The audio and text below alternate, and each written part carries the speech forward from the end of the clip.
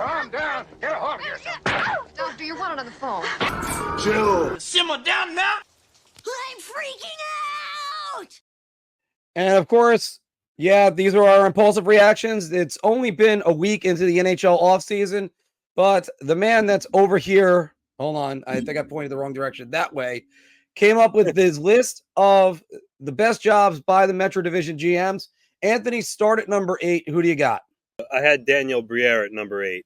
If you look at the Flyers, well, you can't anymore on Cap Friendly, but which kudos to them, fabulous job. They're going to be missed. They didn't add a single NHL player. They brought over Matvei Michkov. Okay, that certainly is good, but and they bought out Cam Atkinson. Other than that, they didn't sign anybody of note or bring anybody in. So they have the same team right now. I think everybody could agree last year that the Flyers overachieved. They collapsed at the end and they missed the playoffs. But I actually think they're going to be worse this year. I don't know if they're going to get that same level of defensive play that they got. Their goaltending, I'm still not a believer in their goaltending. I know Fedotov came over at the end of the year, but I just don't think they did enough. I think they're going to take a little bit of a step back.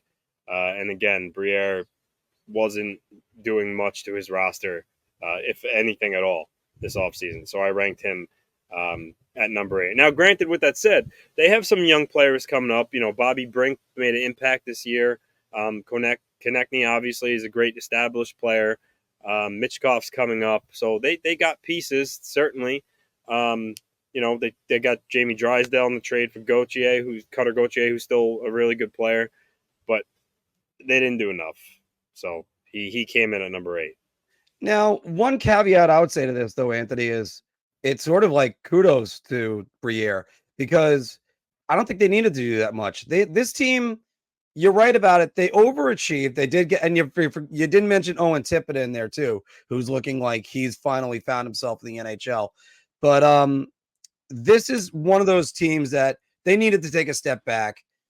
They were sort of in a rebuild. They just never admitted it. And now they could take the step back, figure things out. You're right. They got pieces in place. What you have right now, the Flyers are positioning themselves to be a better team in the future, and we'll see about that. Anthony, who do you have at number 7? Number 7, I had Kyle Dubas, the Pittsburgh Penguins. Again, what are the Penguins doing here? I mean, they missed the playoffs now 2 years in a row, that's the first time that ever happened to Sidney Crosby. They acquired Erik Karlsson last year. He thought they were going to try to make one more run, and now they missed the playoffs back-to-back years. And what did he do? You know, he traded for, in my opinion, a washed-up Kevin Hayes. He traded away Riley Smith. I mean, he brought in Matt Grzelcyk, he's got wheels. He's fast. He can move the puck, but he's undersized. Anthony Beauvillier, a little bit of a reclamation project. So do those guys really, really move the needle for Pittsburgh? Yes, they have the same core in place, Malkin, Crosby. They didn't do enough to their roster that I could sit there and say, okay, you know, they're serious about getting Crosby back in the playoffs so he can make one more run at it.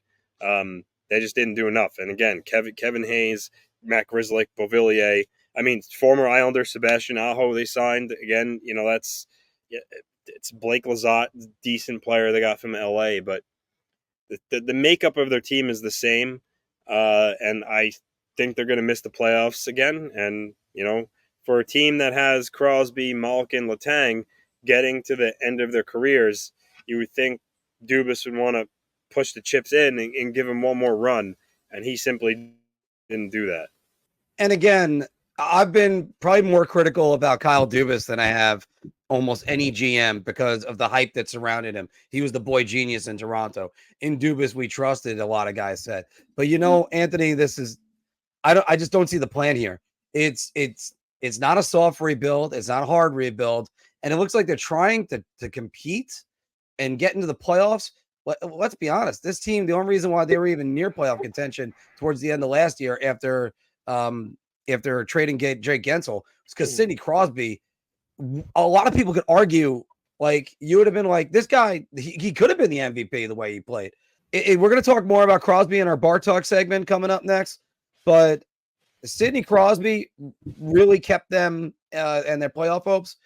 I don't see any long-term future with the Penguins right now. They need to make a decision. Either you're going with a rebuild or you're not.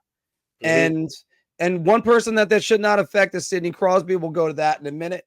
Anthony, who do you have at number 6? Don Waddell, Columbus Blue Jackets at number. Obviously, we all know, new to the Blue Jackets, just took over. But with them, at least they're a younger team that is trying to kind of start to rise up the ranks. But again, with them, he didn't give them the push they needed to try to take the next step. And you can't tell me Sean Monahan was doing that.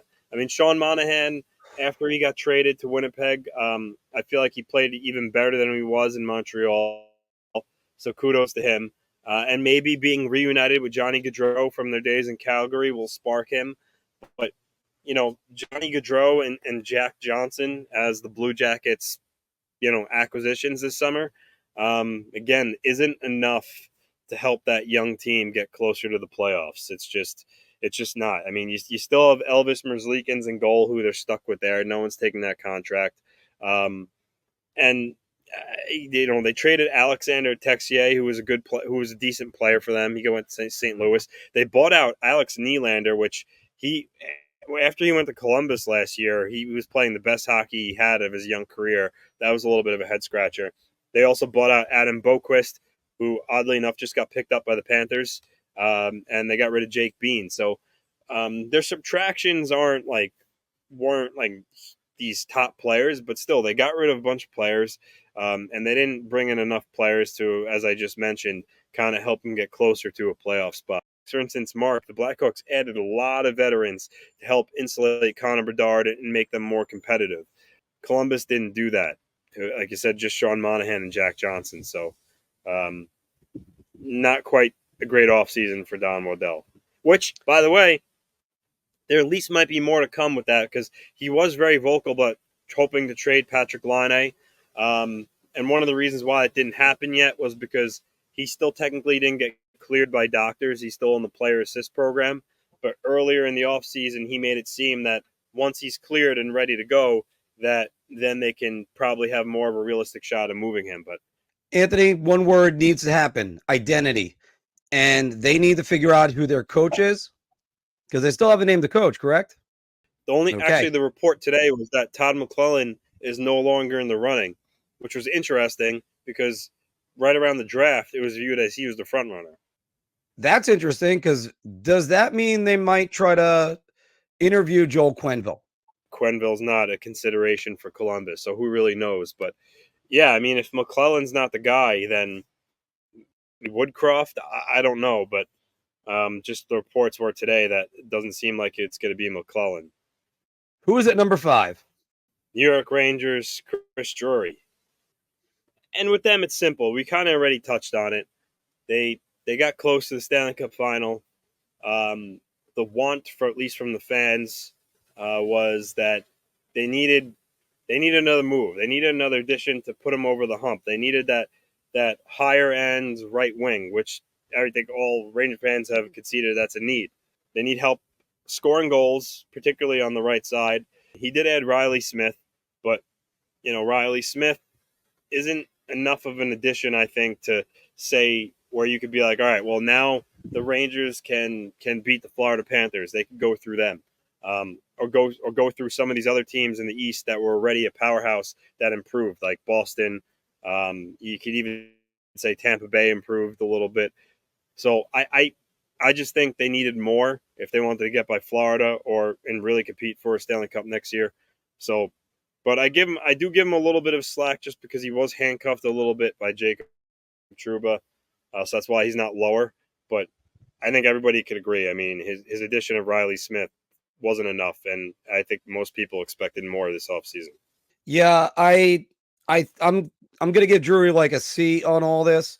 If I was giving him out a letter grade, he is kind of treading water, and Riley Smith is a good addition, I think, either as somebody that's going to help that first line grind it out, be a veteran, or if they acquire somebody, or maybe even somebody like I'm just spitballing. Brendan Ottman comes up, wows the coaching staff. He ends up playing on the first line. Smith can fall down to another line.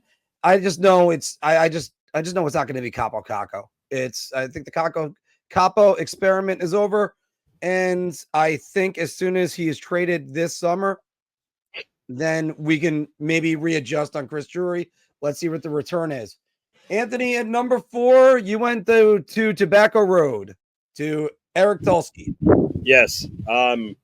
And with the amount of players that Carolina lost us this offseason, and Brady Shea, Teravainen, Pesce, Gensel, Nosen, you would say, okay, well, why aren't they lower? And that's valid and that's true. However, Tulsky at least tried to bring in other players to attempt to fill those roles. Like, he didn't just sit back and sign one guy. He did bring in Sean Walker, who was very coveted at the trade deadline, got sent to Colorado. He's a solid puck-moving defenseman.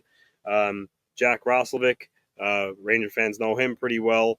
Didn't perform as well as he could have with the Rangers, but he's still a pretty solid middle six player. William Carrier, is basically a very similar player to a guy they already have in Jordan Martinook. He was a spark plug for Vegas on their fourth line. He brought him in. Tyson Yost as depth. Shane Gostisbehere on defense, which he former Carolina Hurricane. So the guys that he brought in certainly aren't as good as the guys that walked out the door, but he was still able to bring in some solid NHL players. Not great, but solid NHL players. And so we'll see what transpires now at Marty Necas, if he could convince him to stay now that they lost a couple of guys. Maybe he has an increased role. Maybe he'll be happy there now.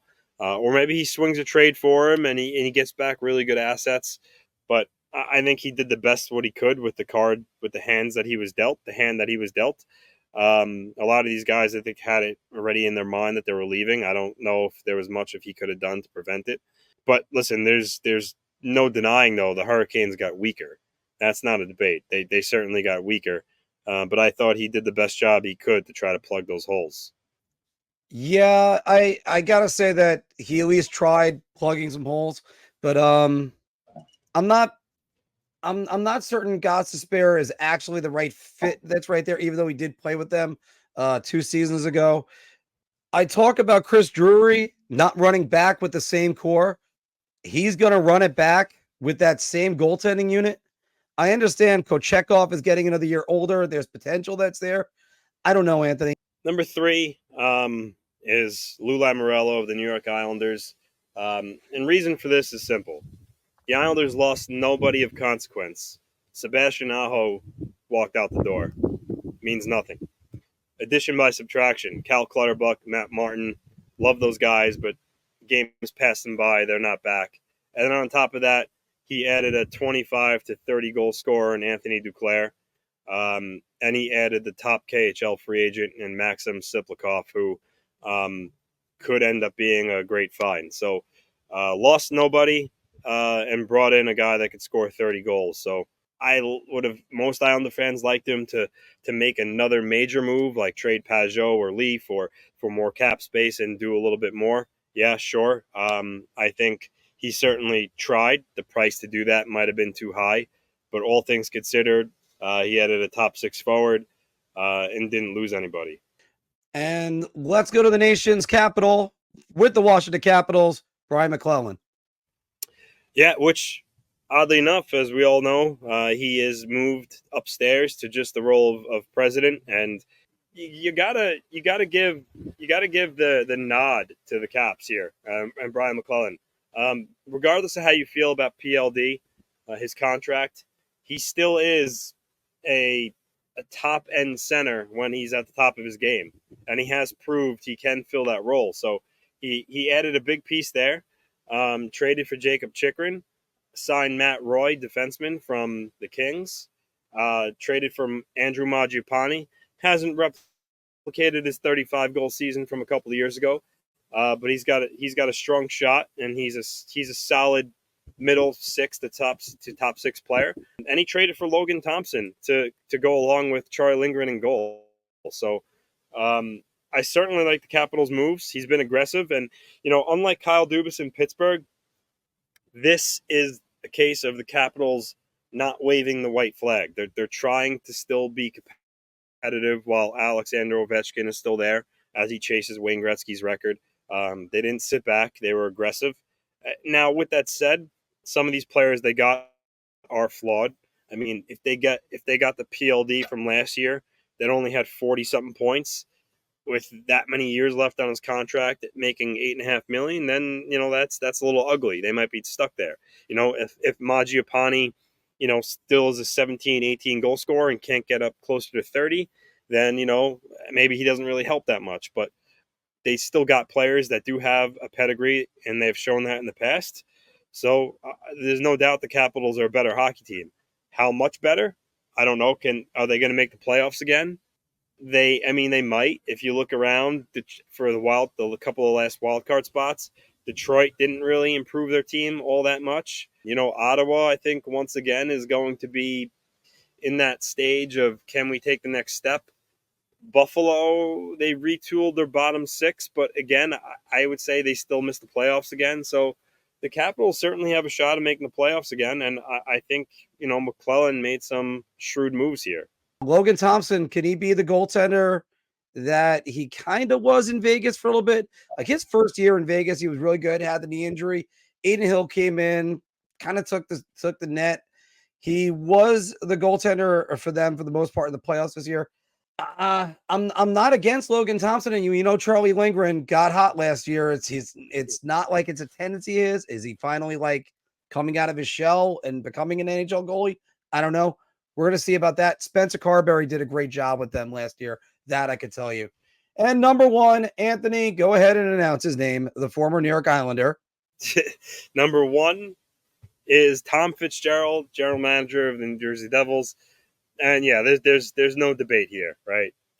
The Devils had a fantastic offseason to the point, Mark, where they actually had the best odds, the best betting odds to win the Metro this season.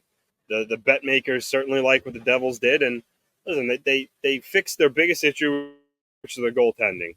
They traded for Jacob Markstrom, who is a very solid goaltender.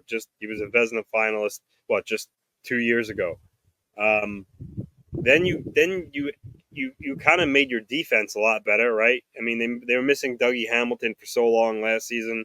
They reinforced that by signing Brett Pesce, who was a really solid defensive defenseman. Then on top of that, you added Brendan Dillon, another top four defenseman.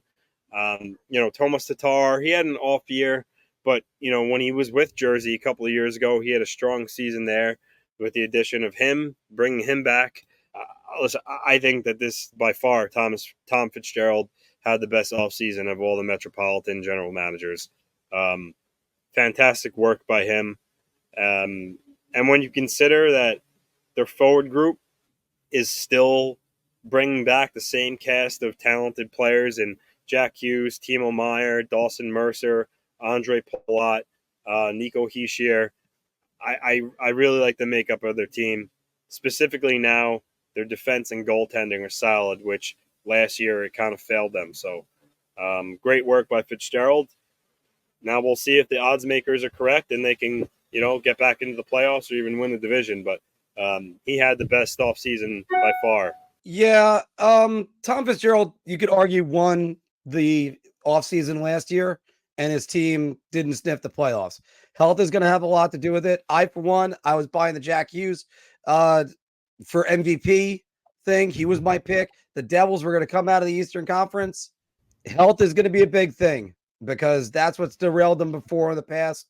Hopefully that will not be the case this season. And I forgot to mention Stefan Noesen too, from Carolina, former Devil as well. They brought him back, and he's a great net from presence on the power play. Could score 15 goals, clutch player. So yeah, you really have to like what the Devils did. Yeah, Nason's a real good player, and he's been. I think this is his second stint with the Devils, so he's right there. All right.